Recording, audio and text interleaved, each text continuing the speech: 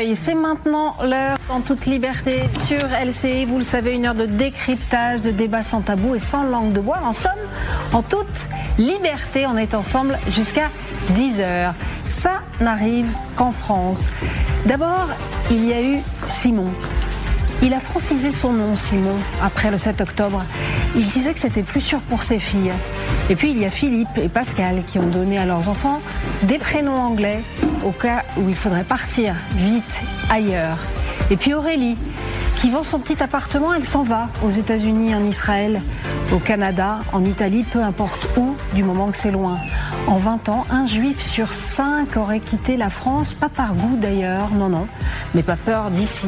646 actes antisémites rien que pour le premier semestre 2025, 2 fois plus qu'avant le 7 octobre. Ils partent un à un, sans fracas. Et ce vieux pays, la France, de ce vieux continent éprouvé, perd la mémoire.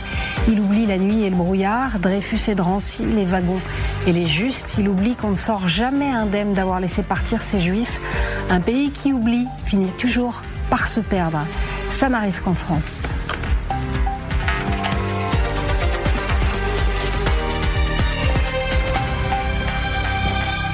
Voilà cet éditorial aujourd'hui parce qu'on va parler du livre de Nora Bussini sur les nouveaux antisémites et que c'est quelque chose. Bonjour Stéphane Ravier. Bonjour. Ravi de vous recevoir sur le plateau dans toute liberté. Vous êtes sénateur d'hiver droite. Ai-je appris ? C'est particulier d'hiver droite, non, pour vous ? Droite, oui, bon, ok, alors d'hiver droite, des Bouches-du-Rhône et conseiller municipal de la ville de Marseille, où il se passe quand même un paquet de choses en ce moment. Natacha Polony, vous êtes Natacha Polony. Bonjour. Vous êtes une icône, donc c'est même plus la peine de vous présenter. Sauf pour dire que vous êtes désormais directrice de l'excellent magazine L'Audace. L'Audace, c'est une revue trimestrielle. Revue trimestrielle. Ouais, soyons qui sera en kiosque et en librairie le 1er décembre. 1er décembre, tous sur l'Audace. Et à propos d'Audace, Guillaume Auda, bien sûr. On n'allait pas manquer de l'affaire. Bien sûr. Guillaume Audas. Grand reporter, Guillaume Audas, grand reporter, chroniqueur international, et puis Christophe Barbier, connu sous le pseudonyme de Pic de la Mirandole. Voilà. Pauvre aussi, il savait. Maintenant, il sait, je vous le dis. On commence donc ce matin, Stéphane Ravier, avec Marseille, où la situation liée au narcotrafic a pris un tournant inédit. Hier, c'était la réunion de crise. Oui, vous haussez les sourcils. Hier, c'était la réunion de crise convoquée par Emmanuel Macron à l'Élysée avec 4 ministres, les patrons de la police nationale, judiciaire, le procureur de Marseille. Cette réunion intervient après plusieurs jours marqués par des violences extrêmement graves, dont le meurtre du frère du militant écologiste marseillais Amine Kessassi, très engagé contre le narcobanditisme. Le député RN, donc vous êtes d'hiver droite, mais lui il est RN. Il y a de la diversité aussi dans la droite, oui. Ah oui. Franck Alicio, candidat à la mairie, a demandé l'instauration de l'état d'urgence pour faire face au règlement de compte et aux fusillades. Il dit « Je demande au président de la République, en tant que garant de l'unité de notre pays, de donner le premier coup décisif aux narcotrafiquants en décrétant l'état d'urgence sur l'ensemble de la ville de Marseille. » Ça veut dire quoi, l'état d'urgence sur Marseille, Stéphane Ravier ? Vous soutenez évidemment Franck Alicio. Les narcotrafiquants ont déclaré la guerre à Marseille. Pas que à Marseille, hein. Et pas qu'à Marseille. Voilà. La DZ Mafia qui a pris le contrôle après une année de sang en 2023, plus d'une 50aine de morts. Il y avait une lutte avec le clan Yoda. C'est la DZ Mafia, DZ en référence à Algérie. Et la DZ Mafia a donc pris le contrôle de Marseille, tellement pris le contrôle que elle s'est étendue, elle a pris des parts de marché sur les Bouches-du-Rhône, puis le Gard, puis le Var, puis les Alpes-Maritimes, puis Strasbourg, on entend parler de Strasbourg, et puis la région parisienne. Donc cette mafia qui s'est professionnalisée, qui s'est organisée en mafia, a commis un crime de plus dans une catégorie différente, qui est celle de l'intimidation. On a donc tué le frère d'un militant écologiste. C'est un adversaire politique, mais là pour le coup, je lui apporte tout mon soutien. C'est un militant depuis plusieurs années de la cause anti-drogue dans les cités. Donc on en est là aujourd'hui. Ce qui prouve bien qu'il y a une véritable guerre qui a été enclenchée par les réseaux. Il faut donc que nous menions cette guerre et que nous la remportions. Nous n'avons pas d'autre choix que de la gagner, et il faut s'en donner les moyens. Ça commence par l'état d'urgence qui doit être décrété par le président de la République, comme l'avait fait... Ça veut dire quoi ? Ça veut dire l'armée dans les rues de Marseille ? C'est quoi l'état d'urgence ? Non, on n'en est pas encore là, mais c'est permettre aux législateurs de voter des lois plus rapidement, c'est permettre à la police d'avoir des moyens d'investigation, je dirais, facilités. Ça permet d'assigner à résidence, parce que les seules personnes qui sont assignées à résidence à Marseille, pour l'instant, ce sont les honnêtes gens. Ça permet qui n'ont plus le droit de sortir de chez eux ou de rentrer chez eux sans l'accord et après contrôle des trafiquants à l'entrée de leur cité. J'en ai fait l'expérience, pardonnez-moi, accompagné par Marion Maréchal il y a quelques mois devant la cité des Oliviers A. Je me suis présenté en voiture vers 22h. Eh bien, nous avons été stoppés par un checkpoint et l'on nous a gentiment, entre guillemets, convaincu de quitter les lieux.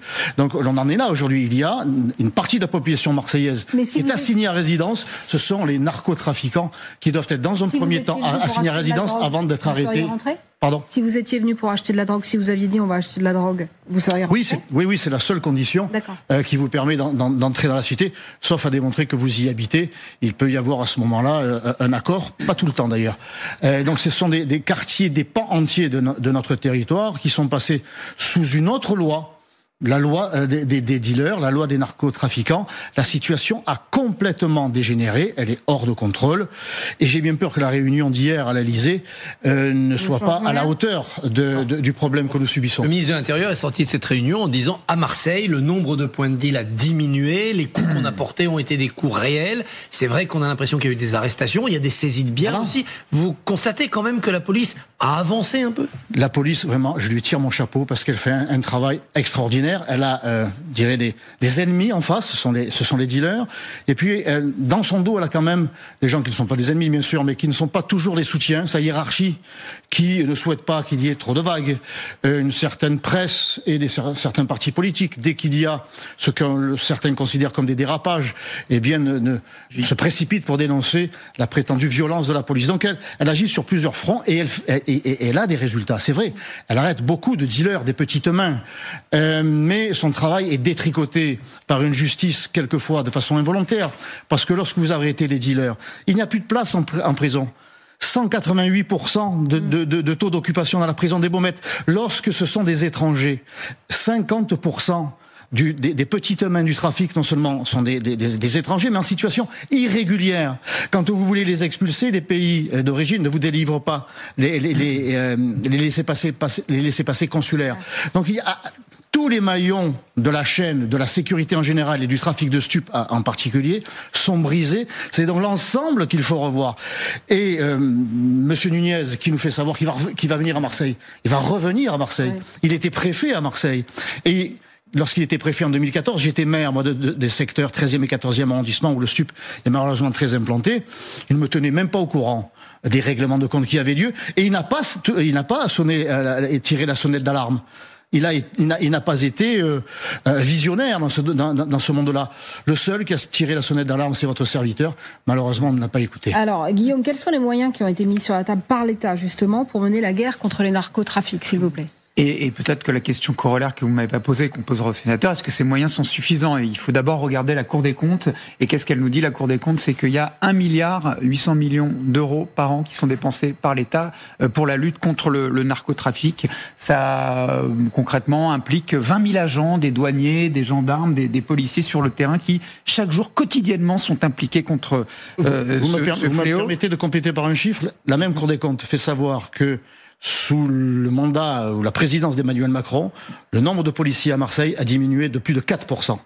Bon, alors, c'est ça aussi la réalité. C'est justement la question derrière les discours, les annonces du ministre de l'Intérieur, il y a une réalité. Je vais vous poser, mais laissez-moi simplement abonder avec quelques chiffres sur la table et ça nous donnera les moyens peut-être de réfléchir. La question, on a envie de se demander, est-ce qu'il y a plus de spécialisation ? Donc il y a en France une branche de la police qui s'appelle l'OFAST, l'Office de lutte contre les stupéfiants, contre la drogue. Son budget, nous dit la Cour des comptes, il a augmenté de 51%. Ses effectifs en 5 ans ont doublé et mécaniquement, forcément, les saisies, elles augmentent, plus 130% de saisies de cocaïne, plus 123% de plus de saisies de drogue de synthèse, et les points de deal dont on parlait. Sur toute la France, il y en avait 4000 à peu près en 2020. Il y en a aujourd'hui, dit l'OFAST, 2800. Est-ce que tout ça est suivi des faits? Je sais pas, parce qu'évidemment, le trafic qui s'adapte à quoi? À la demande et à la répression, et ça passe par les téléphones portables, ça permet de contourner la police. Je n'ai pas répondu totalement à votre question. Il y a des points de deal fixes qui sont démantelés. Ils sont remplacés par les Uber Sheets. On livre désormais. On livre à domicile ou sur les points de consommation. À la répression, à la consommation, et elle passe par les téléphones. Vous appelez Uber Sheets, ça veut dire consommer sa drogue en l'ayant acheté par téléphone avec quelqu'un qui vient vous la livrer à domicile. On peut ajouter un point que précisait la maire de Romans-sur-Isère, par exemple, hier sur cette antenne, c'est le fait que les dealers maintenant utilisent Airbnb pour s'installer et venir dans une ville moyenne ou dans un village, et s'installent quelques jours et repartent. Donc en fait, la dérégulation par les réseaux sociaux, par la libre circulation des capitaux, des marchandises, des infos, fait que la lutte est beaucoup plus inégale, et de fait, sur 20 ans, on a perdu des douaniers, on a perdu tout ce qui permettait justement d'éviter cette circulation. Voilà pourquoi... On écoute Madame Toraval, qui était hier, vous l'avez dit Natacha, l'invitée de Darius Rochebin sur LCI. Je pense qu'on n'a pas considéré non plus quelle était l'évolution sociétale, quelle était l'évolution de la consommation, et quelle était l'évolution du trafic. Ce trafic aussi, il est mené. On a souvent parlé de trafic. Je trouve que maintenant on arrive à parler de marché. Lorsqu'il y a un marché, il y a des producteurs, il y a une distribution, il y a des consommateurs qui sont derrière, il y a un mix marketing qui est dessus, avec un service associé qui est celui de la terreur. Et aujourd'hui, c'est celui de la terreur qui s'exerce sur notre territoire. Donc un marché de la terreur, nous dit Marie-Hélène Toaraval, Guillaume Audat. Vous avez parlé de la police, Guillaume. Que fait la justice? Il y a un acronyme dont on va beaucoup entendre parler et utiliser à partir de janvier prochain, c'est NACO. Parquet national anti-criminalité organisée, en gros un parquet anti-narco qui fonctionnera sur le modèle du parquet antiterroriste, à disposition de 17 magistrats mobilisés à temps plein, une cinquantaine d'agents chargés d'enquêter en profondeur sur les réseaux, d'instruire à la fois en France et à l'étranger quand c'est possible, et judiciariser autant que nécessaire et aussi souvent que possible, sachant, pour en parler avec des avocats spécialisés, que les têtes de réseau, elles sont bien souvent à l'étranger, au Maghreb ou à Dubaï. On en a souvent parlé. Et quand on les interpelle, s'il y a des accords effectivement d'entraide qui sont conclus entre les différents États, on les juge, on les condamne et on les incarcère dans des prisons de haute sécurité. Il y en a 2 en ce moment, l'une à Vendin-le-Veil et l'autre à Condé-sur-Sarthe. L'objectif pour l'État, c'est d'aller plus loin et d'aller jusqu'à 500 places sur tout le territoire d'ici à quelques années. On en a 140 aujourd'hui. Donc voilà, une fois qu'on a posé tous ces chiffres, monsieur le sénateur, puisque c'était la question que je voulais vous poser, vous parlez d'état d'urgence. Est-ce que tous ces moyens mis sur la table, c'est suffisant ou non? Et qu'est-ce qu'il faut concrètement si c'est pas suffisant? Dites-nous des chiffres, un nombre de policiers, du concret. Encore une fois, moi, je n'ai pas entendu sortir de la bouche du ministre de l'Intérieur ni du président de la République le volet migratoire. Ce n'est pas le seul. Ce n'est pas le seul, mais quand vous savez que, encore une fois, 50% des petites mains, ce sont des clandestins, que 67% de la délinquance à Marseille, en général, est le fait des étrangers, et on ne compte pas les binationaux. Je ne vois pas pourquoi ce chiffre serait moindre dans le trafic de stupes. Migratoire, mais sur l'aspect policier, on ne se donne donc pas les moyens judiciaire d'expulser. Moi, je veux évidemment qu'il faut incarcérer, et dans des conditions plus drastiques, les trafiquants de la petite main jusqu'à la tête de réseau. Mais en tout cas, pour ceux qui sont étrangers dans ce trafic, nous devrions prendre des mesures pour pouvoir nous en débarrasser en les renvoyant dans leur pays d'origine et en tordant le bras de ces pays qui refusent de nous délivrer. Douaniers sur tout le territoire aujourd'hui. Il en faut combien? Question très concrète. 20 000 policiers, gendarmes et douaniers sont mobilisés chaque jour pour la lutte contre le narcotrafic. Il en faudrait combien? 40 000, 60 000, 100 000? Non mais donnez des chiffres. Non mais écoutez, il y a déjà, je dirais, un climat. Il faut déjà faire savoir que la consommation de drogue, c'est un problème de santé publique. Et qu'est-ce qu'on dit aux consommateurs alors? Moi qui suis accusé de tous les extrémismes, je suis le seul à parler de santé publique.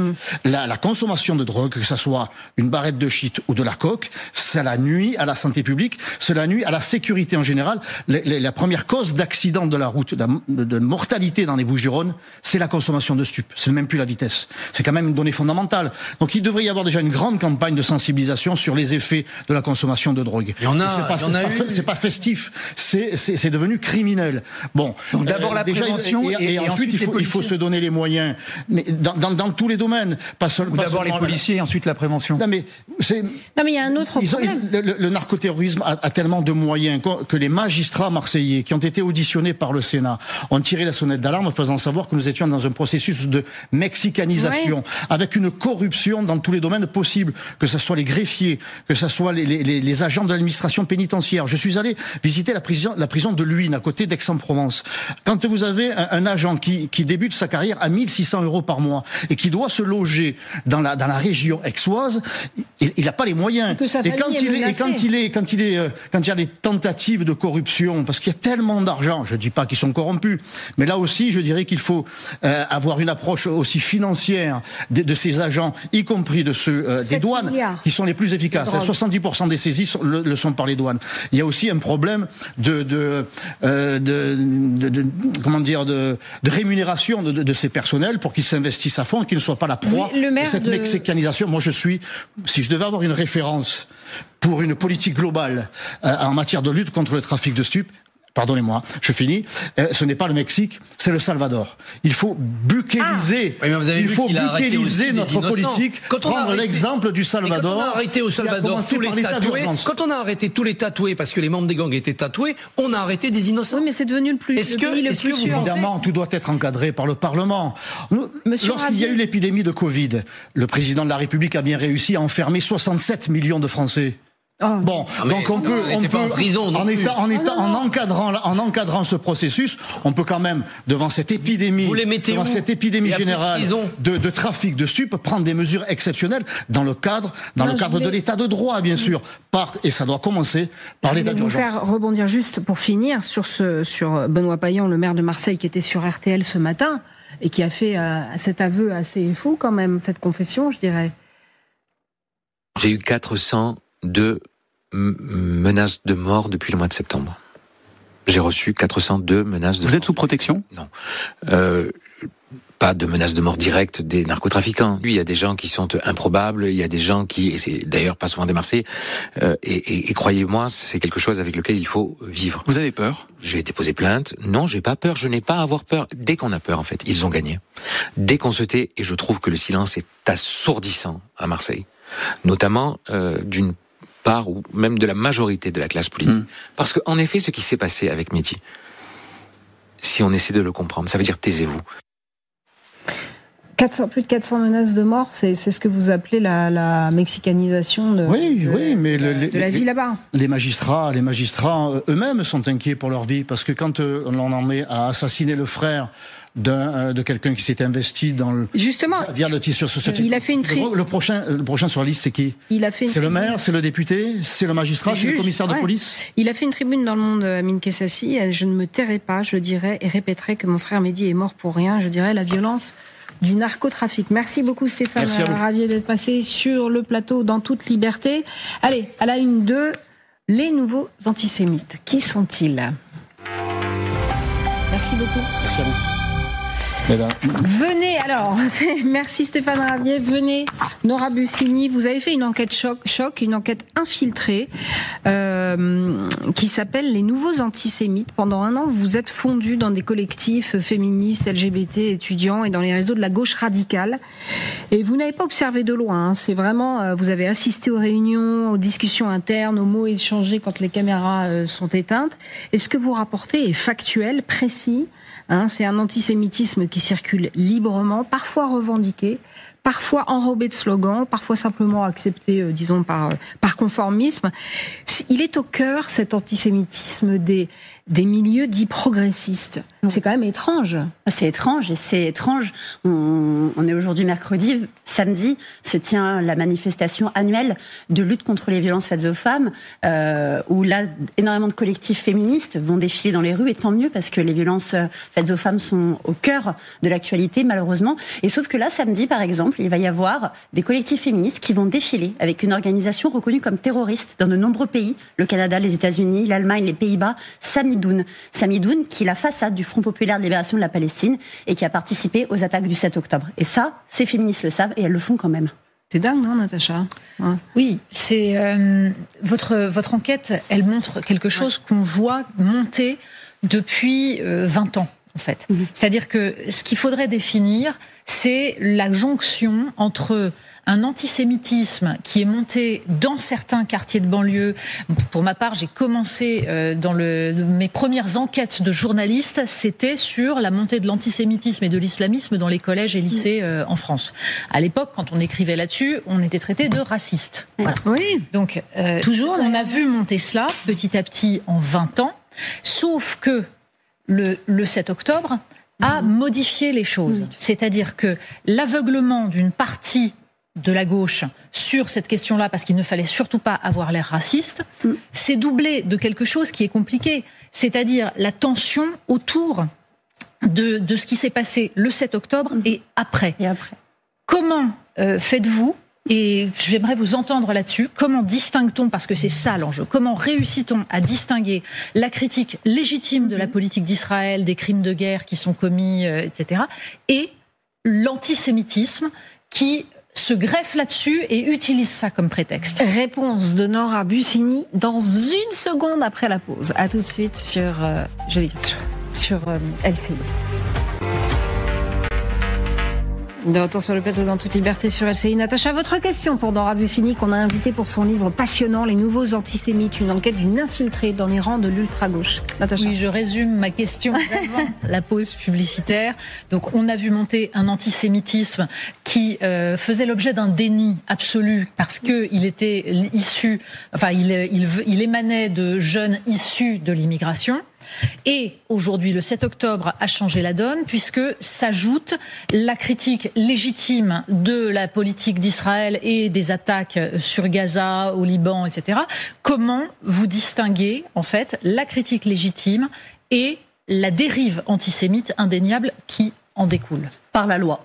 Par la loi, puisque tout simplement, on a tout à fait le droit de critiquer la politique du gouvernement israélien, la riposte disproportionnée qui a eu lieu après le 7 octobre. Mais ici, je parle de collectif en passe de dissolution, à l'instar d'Urgence Palestine qui va défiler avec des féministes samedi, de Samidoun, organisation liée au terrorisme, qui viennent instrumentaliser une empathie légitime, et je tiens à insister, légitime, pour les civils palestiniens. Sur la boucle Telegram de Samidoun, sur laquelle j'étais encore il y a quelques jours, il qualifie l'autorité palestinienne traîtresse. Et justement, ils disent qu'il ne faut soutenir que le Hamas ou le Front populaire de libération de la Palestine. Dans le cas de l'antisémitisme précisément, on a des juifs français à qui on demande systématiquement non seulement de se désolidariser de la politique de Netanyahou alors qu'ils n'ont strictement peut-être rien à voir avec, de près ou de loin, avec Israël, mais aussi on va leur demander de soutenir la résistance armée, ils disent même résistante sous toutes ses formes, contre Israël, d'appeler à la destruction de cet État, tout ça parce qu'ils sont juifs. Donc il y a quand même une différence entre, sous couvert d'antisionisme, un véritable antisémitisme, puisqu'il y a une essentialisation liée à la politique de Netanyahou. Guillaume ?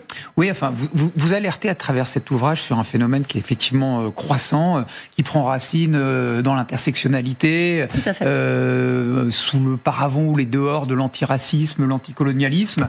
Vous dénoncez quelque chose qui doit être porté à la connaissance du grand public. Est-ce que vous pensez que cet ouvrage, votre enquête, votre infiltration, elle peut faire reculer cet antisémitisme, ce nouvel antisémitisme? Alors, j'aurais pas la prétention que mon livre permette de le faire reculer, mais je pense qu'il y contribue. Il y contribue parce qu'il vient donner déjà des éléments, notamment aux forces de l'ordre, aux personnes qui enquêtent sur, par exemple, Urgence Palestine, dont la dissolution est encore en attente, à Samidoun également. C'est incroyable que ces associations soient pas classées comme terroristes en France.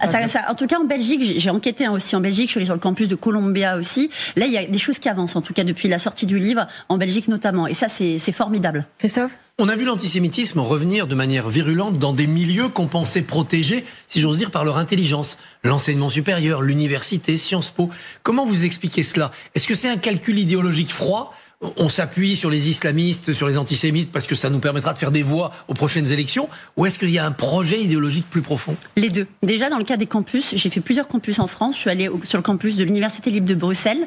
en Belgique et je suis allée sur le campus de Columbia aux États-Unis pour enquêter notamment sur les liens entre la cause qu'ils pensent être la cause palestinienne et soit d'un côté les frères musulmans, c'est le cas de Students for Justice in Palestine à Columbia, mais c'est aussi le cas de collectifs qui viennent justement faire de l'entrisme sur les campus pour faire ce qu'ils appellent, ils se cachent pas de le dire, un intifada des campus. C'est vraiment ce qu'ils veulent, ce qu'ils revendiquent. Ça, et aussi ils encouragent à faire en France un déluge d'Al-Aqsa. C'est le nom donné à l'attaque terroriste du 7 octobre. C'est gay. Donc là, on est dans l'apologie du terrorisme. Et effectivement, il y a une volonté d'un côté qui est électoraliste, puisqu'il y a des militants, j'ai pu les citer dedans, notamment Ouria Boutelja, Elias Dimzalen, etc. Je les cite à la fin du livre dans des discours où ils disent très clairement, nous, l'enjeu, c'est les municipales. Les municipales, pourquoi ? Puisque cette fameuse génération Z, née après 1995, qui est vraiment le cœur de cible de ces collectifs-là, elle va être primo-votante lors de ces élections. On a vu comment ça pouvait jouer, notamment à New York, avec l'élection du maire Mamdani. Et donc là, aujourd'hui, ils savent très bien que en utilisant la prétendue cause palestinienne, c'est un véritable cheval de Troie. Et dans le cas de ces militants, certains disaient même, je les ai cités mot pour mot, dans le cas de la France Insoumise, on viendra les radicaliser un par un. Et ça, ils le disaient déjà dès 2022. Comment est-ce qu'on trouve, j'y reviens parce que c'est mon obsession, le juste équilibre ? Quand on voit, par exemple, Bernard-Henri Lévy expliquer que l'élection de Mamdani à New York, c'est une menace pour tous les juifs, je pense que c'est une vision assez partisane et un peu excessive des choses. Même si Mamdani a un profil particulier. Ouais, il a un profil particulier si on veut, mais je ne pense pas que ce soit une menace directe pour tous les juifs. Et la question, c'est celle de la capacité de la société française à se préserver de toutes les formes de communautarisme. Une très courte réponse. Très courte réponse par le biais, encore une fois, de la loi et du terrorisme. Dès lors, dans le cas de Mamdani, il n'est pas lié au terrorisme. Les associations que moi j'ai côtoyées pendant 1 an et demi, elles sont liées réellement au terrorisme. Et donc, en l'occurrence, c'est pour ça que je faisais la différence. Oui, vous avez raison de le faire. Et donc, c'est ça qui est la différence entre des personnes, des étudiants. Moi, je les regarde à travers la caméra, ces étudiants, ces militantes féministes qui justement pensent qu'elles se battent pour la cause palestinienne, mais qu'elles sont instrumentalisées par le terrorisme. Merci infiniment pour cette enquête remarquable. Vous devez filer parce que vous avez un train. Vous êtes sous protection. Vous êtes très courageuse. Hein. J'ai une protection quand je m'exprime en public, effectivement. Ouais. Vous avez une protection, vous avez eu déjà des problèmes sur 2 campus. Alors, deux conférences que j'ai faites dans plusieurs villes, beaucoup de menaces aussi. Voilà. Non, mais c'est incroyable. C'est ça, le prix, bref. Merci infiniment, Nora, d'être passée sur le plateau dans toute liberté. Votre livre est remarquable et on le conseille à tout le monde, et notamment à ceux qui ont des enfants après 1995 et après 2001, parce qu'on en entend des trucs, je vous dis pas. Bien, merci infiniment. C'est l'heure maintenant du carton rouge de Natacha et vous allez voir, ça va barder.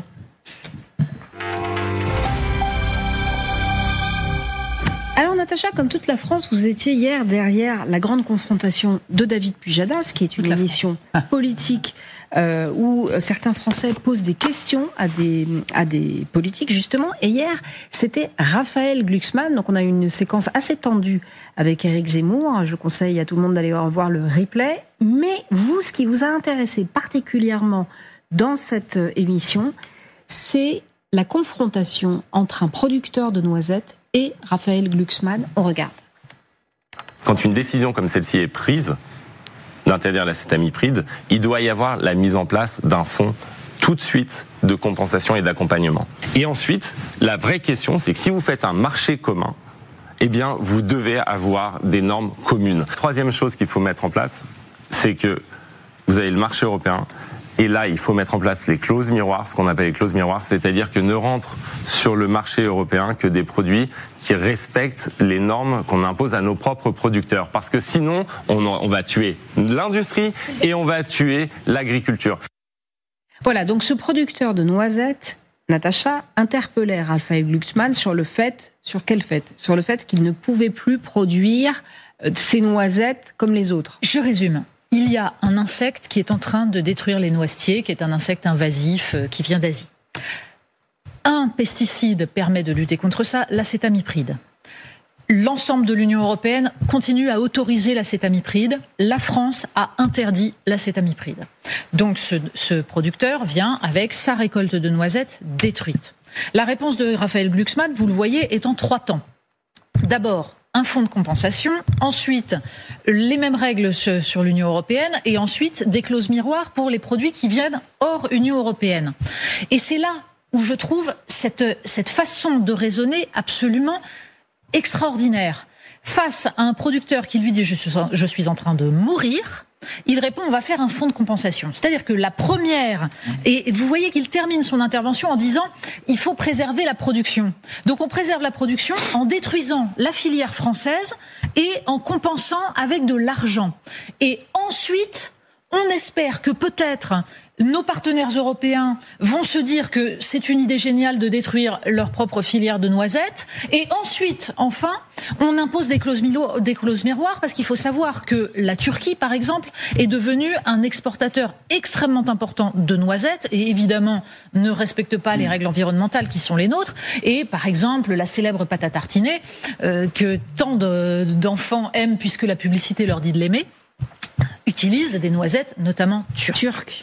Bref, vous voyez le problème de la façon dont on s'y prend et de comment on fait détester aux agriculteurs les règles environnementales, puisqu'on part du principe par dogmatisme qu'on va d'abord détruire ces filières et qu'ensuite on verra comment on évite la concurrence déloyale. Et cette idée que un jour peut-être on va imposer notre vertu aux autres me semble quelque chose qui petit à petit fait détester l'Union européenne et donc est assez dangereuse, outre le fait que ça a détruit notre industrie et que ça détruit notre agriculture. Donc je pense qu'il faut prendre le problème dans un autre sens et que la question des pesticides, comme le reste, doit être réglée avec l'idée qu'on interdit quand il y a un moyen de remplacer et que, en revanche, on ne part pas du principe que la libre circulation doit être préservée au maximum et que d'abord, on laisse détruire des filières en France. Christophe, vous semblez, et c'est exceptionnel sur ce plateau, vous semblez d'accord avec Natacha? Oui, à une toute petite réserve près, c'est que je pense que moi, le libre-échange, pourvu que ça soit une concurrence loyale, est une bonne chose pour tout le monde. Mais sur le reste, j'approuve complètement. Les deux erreurs fondamentales hier de Raphaël Glucksmann, c'est de ne pas reconnaître que la surenchère écolo française, qui est à la fois une espèce d'esthétique, de dandisme intellectuel et de cécité économique, eh bien, il faut y renoncer. Dandisme intellectuel et cécité économique. Bah oui, il faut dire, on a fait une bêtise en faisant de la surenchère écolo. En effet, il faut pas imposer quelque chose ou une interdiction tant qu'on n'a pas quelque chose pour remplacer. Puis deuxièmement, toute l'émission d'hier, et il a été très mauvais. Il a été très faible pour un présidentiable, quand même, un espoir de la gauche. D'accord. Il était dans le dogmatisme. C'est-à-dire, la pureté de l'idée, faut faire rentrer le réel dedans.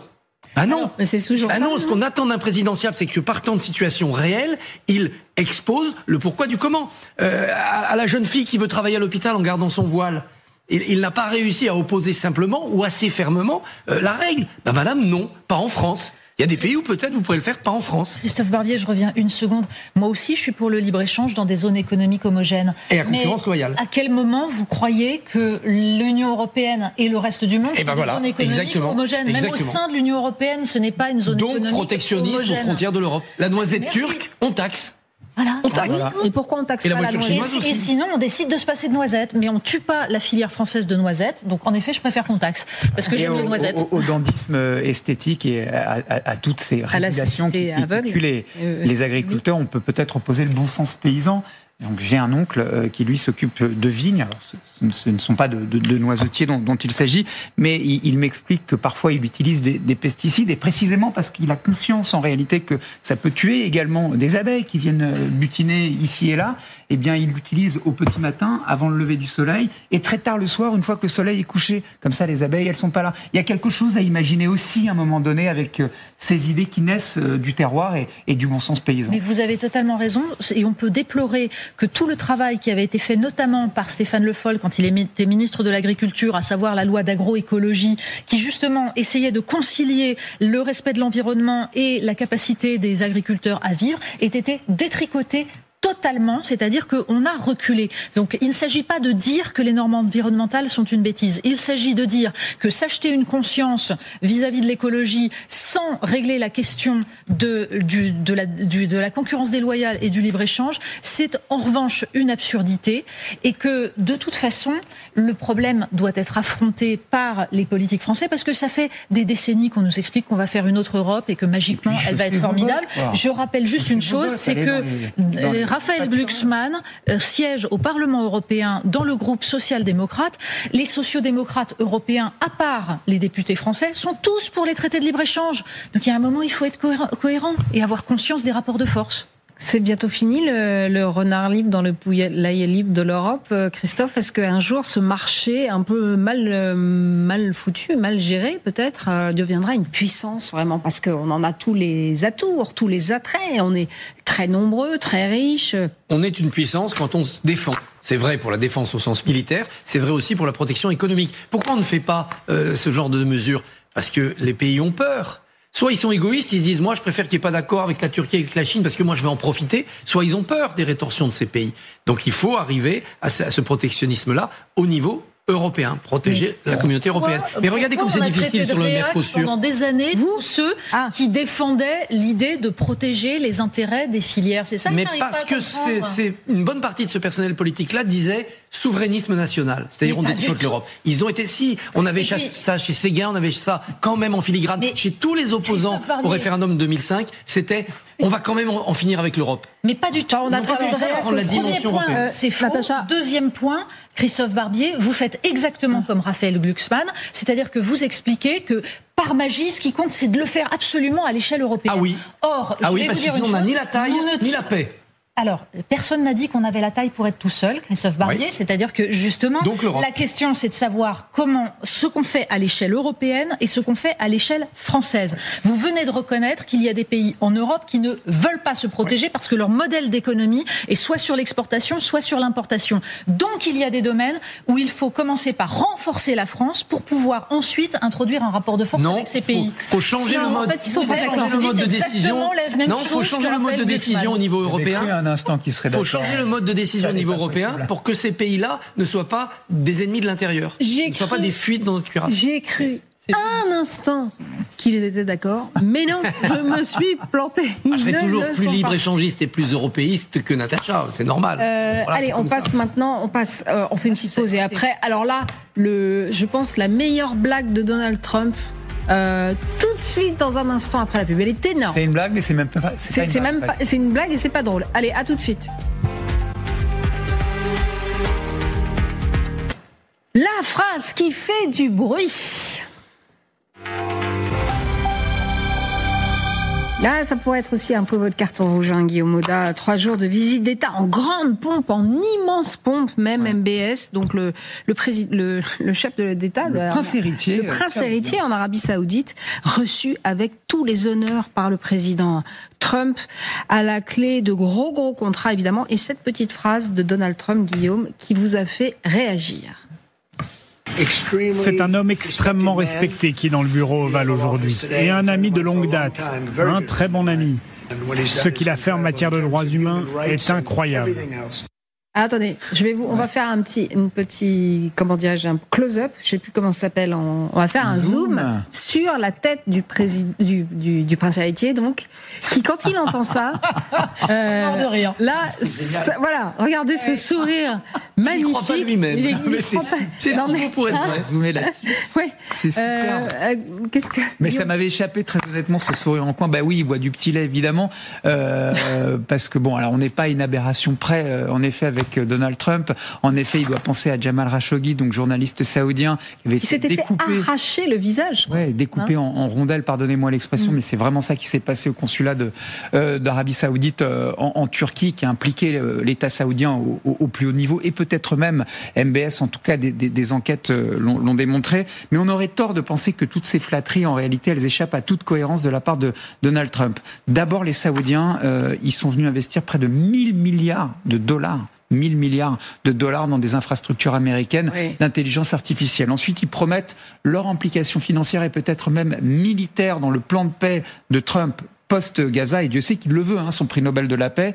On parle même d'une reconnaissance de l'État d'Israël en échange par l'Arabie Saoudite. Une solution à 2 États, accepté par toutes les parties, Israël-Palestine, débarrassé du Hamas, les Saoudiens pourraient imaginer la normalisation à venir de leurs relations avec l'État d'Israël dans le cadre des accords d'Abraham. On n'en est pas là, mais il y a quand même ce pas qui est fait et le nom Israël est prononcé à l'intérieur du bureau ovale par le prince héritier saoudien. En échange, les Saoudiens y sont venus récupérer ce qu'ils étaient venus chercher, c'est-à-dire 48 chasseurs bombardiers F-35, montant du contrat 5 milliards d'euros sur la table. C'est surtout un changement de paradigme énorme pour le Moyen-Orient parce que ça va permettre à l'Arabie Saoudite de rivaliser avec 2 puissances, l'Iran d'un côté et Israël de l'autre. Au Moyen-Orient, les cartes de la puissance seront redistribuées grâce à Donald Trump et ses F-35 et peut-être même un accord de défense entre les États-Unis et l'Arabie Saoudite dont la relation a 80 ans. Elle n'a jamais failli en dépit des tempêtes. Même le 11 septembre qui est passé par là, souvenez-vous, avec 19 Saoudiens qui étaient impliqués dans les attentats contre les tours jumelles, ça n'a pas changé la nature des relations entre ces 2 pays. Et puis, deuxième point, et c'est là que je termine, il faut avoir en tête, encore une fois, que Donald Trump, il a toujours réservé ses premières visites d'État à l'Arabie Saoudite et à MBS en particulier. En mai dernier, il a prononcé un discours de politique étrangère extrêmement structuré en disant le régime change à l'américaine, c'est terminé. L'interventionnisme américain, il a toujours provoqué des guerres et du chaos au Proche Moyen-Orient. Dorénavant, moi, je ne m'embarrasse plus du CV de mes interlocuteurs. Vous pouvez avoir tué Khashoggi, vous pouvez être un dictateur, vous pouvez être qui vous voulez. Moi, je suis là pour faire du business et du commerce avec vous. Voilà pourquoi il déroule le tapis rouge à Monsieur Poutine en Alaska. Voilà pourquoi il reçoit en grande pompe Monsieur le prince héritier saoudien ici à la Maison Blanche. L'idée, c'est le transactionnel qui définit maintenant la politique étrangère américaine sous la coupe de Donald Trump. La visite d'État, elle va durer 2 à 3 jours et elle marquera également ce soir au dîner d'État qui sera offert par Donald Trump le retour de Elon Musk à la table, qui est très impliqué dans les histoires d'intelligence artificielle. Il y a aussi des projets immobiliers de la Trump Organization en Arabie Saoudite. 2 milliards de dollars du fonds souverain saoudien investi dans le fonds dirigé par Jared Kushner, qui est le gendre de Donald Trump. On est quand même dans des histoires de conflits d'intérêts, non, Natacha ? Et la démocratie américaine, qui est si, soi-disant, si grande et si forte, ils n'arrivent pas du tout à régler ça. Non, c'est-à-dire là, on est en effet, depuis le retour de Donald Trump au pouvoir, sur un conflit d'intérêts permanent, un enrichissement de plusieurs dizaines de milliards de la famille Trump, et dans tous les domaines. C'est-à-dire que c'est à la fois à travers l'utilisation des crypto-monnaies, à la fois à travers la diplomatie. Tout le mélange des genres, là, apparaît au grand jour. Mais dans un sens, ce qui est très à la fois déroutant, déstabilisant, c'est que la conception que Donald Trump développe des relations internationales lui permet ça et en même temps découle de ça. C'est-à-dire que c'est parce que ce n'est pas un idéologue mais un businessman qu'il a décidé qu'il n'allait pas faire la guerre. C'est le contraire de Raphaël Glucksmann, lui. Voilà, en revanche, ce qui est profondément dangereux, c'est qu'on voit très bien que le monde est entré dans une guerre pour les ressources, une lutte pour accumuler les matières premières, et qu'en fait, la diplomatie de Donald Trump, c'est aussi comme ça qu'il faut la lire, c'est-à-dire qu'il fait la paix avec ceux dont il espère pouvoir prendre les matières premières, et ceux qui ont des matières premières mais qu'il ne peut pas avoir par les relations diplomatiques, par exemple le Venezuela, il s'y prend autrement, c'est-à-dire en les accusant d'être des narco-États. Bref. Vous voyez que le but à la fin, c'est d'essayer d'aller discuter avec Maduro, et c'est peut-être ce qui va se passer d'ailleurs. Exactement. Mais tout ça, en tout cas, je suis d'accord avec vous, ça mélange les genres, mais derrière, il y a des questions qui nous regardent, qui sont les luttes pour les matières premières. Non, mais moi, ça me fascine. On nous a toujours expliqué que l'Amérique, c'était quand même la plus grande démocratie, qu'il y avait des contre-pouvoirs, etc. Il s'est enrichi au moment... Vous vous souvenez, Guillaume, il y a quelques mois, en faisant il provoque son histoire de taxes. Dont il profite. Ce qu'on appelle du délit d'initié, là aussi, à échelle. Alors mais comme il est l'initiateur, c'est facile. Mais c'est extraordinaire qu'il n'y ait pas qu'il ne soit même pas inquiété pour ce genre de choses. Et là, c'est pareil.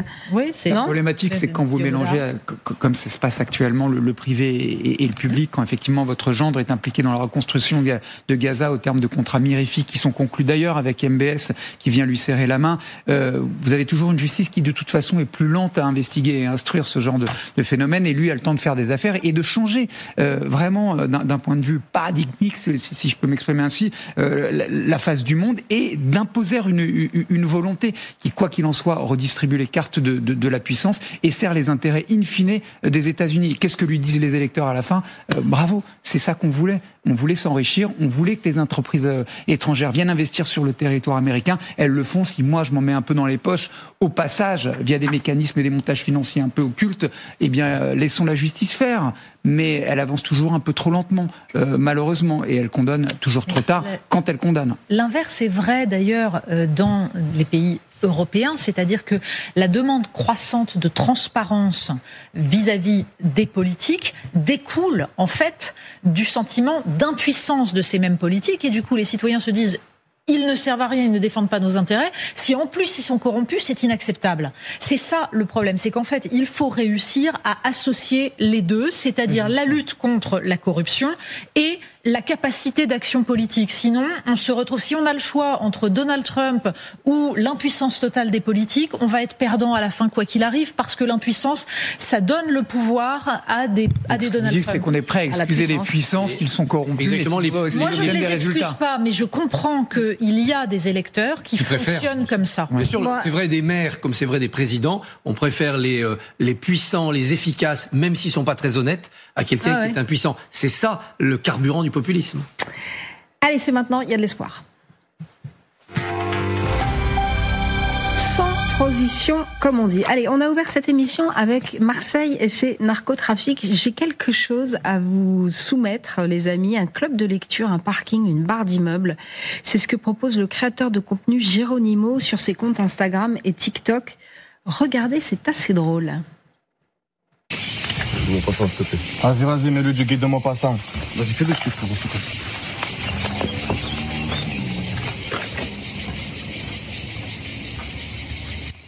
Mais vous n'avez pas honte? Sans déconner, quoi, vous n'avez pas honte? Hein? Vendre des bouquins? C'est la seule chose que vous avez trouvé à foutre aujourd'hui? On essaie de t'en sortir. Ouais? Essaie de t'en sortir? Mais pourquoi inciter les jeunes à la connaissance facile?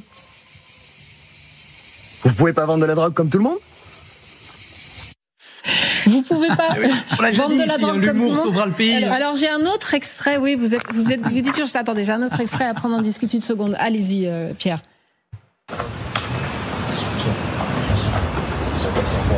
Alors, qu'est-ce que je te mets? Tu as quoi un peu? Il y a de tout. Il y a du Karl Marx, il y a du Sigmund Freud. Il y a de la Émile Durkheim qui te déchire le crâne. Là, on a reçu du Gaston Lagaffe, du Bolle Bill. Qu'est-ce que je te mets? Ah ouais? Ah. C'est quoi, on va y aller doucement? Mets-moi de Durkheim. Je te mets de la pensée durkheimienne. Voilà. Avec ceci. Magadji m'a quitté. Je suis désolé pour toi, mon frère. On va se péter le crâne, c'est bon? Tu vas me déchirer le crâne ce soir? Tue-moi. Vas-y, je te mets le plus lourd. Par contre, ouais. Faut avoir l'estomac solide. Hein. Sigmund Freud. Le premier à mettre en lumière les mécanismes de défense, tu sais quoi? Avec les expériences infantiles sur la personnalité. Faut que je sois prêt. Ils sont quand même super, non? Mais c'est gigantesque. J'avais vu passer ça sur les réseaux sociaux il y a quelques mois. C'est extraordinaire. Et en effet, on se dit peut-être si les livres étaient interdits, bah du coup ça intéresserait, ce serait pas mal. On peut rêver. Fahrenheit 451.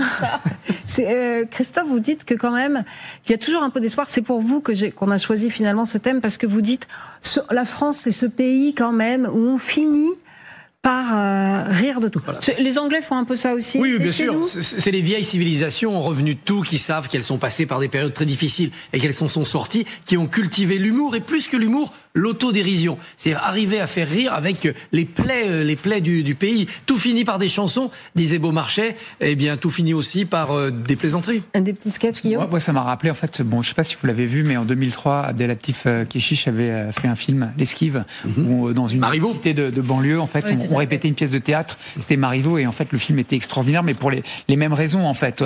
C'était plein d'espoir, ça donnait envie de rire, et puis ça racontait quelque chose de très puissant qui raconte le pays. Et en fait, quand la culture irrigue à tous les étages de la fusée, d'une cité jusqu'au château, ça fait un pays merveilleux, et c'est le nôtre. Merci Guillaume pour cette belle conclusion. Merci Même Christophe. si Durkheim a écrit le suicide, ce qui n'est pas forcément très faux. Ouais. Allez, on se retrouve demain dès 9h pour En toute liberté.